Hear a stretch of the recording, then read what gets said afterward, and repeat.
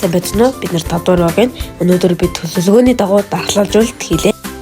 1-р 10 минут бясалгал хийн.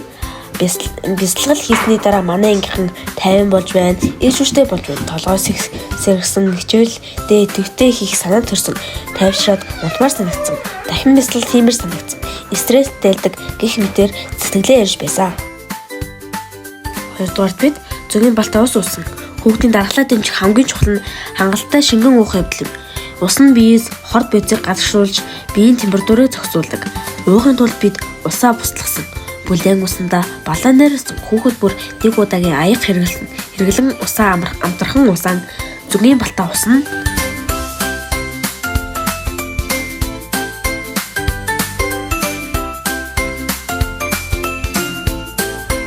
Зөгийн бол маань ийм болон ач тустай.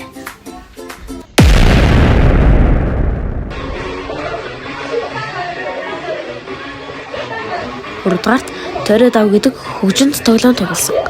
Хөгжинт тоглоом тоглосноор дархлаа дэмжигдэж эрч хүчтэй сэргэлэн цовоо болсон. Өнөөдөр манай анги 100% эрсдэлтэй байсан.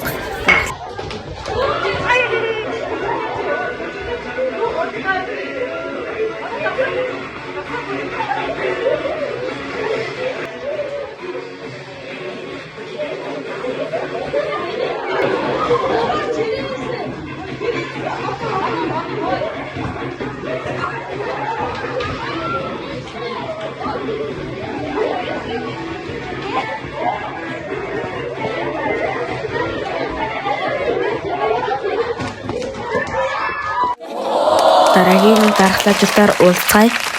Баярлалаа.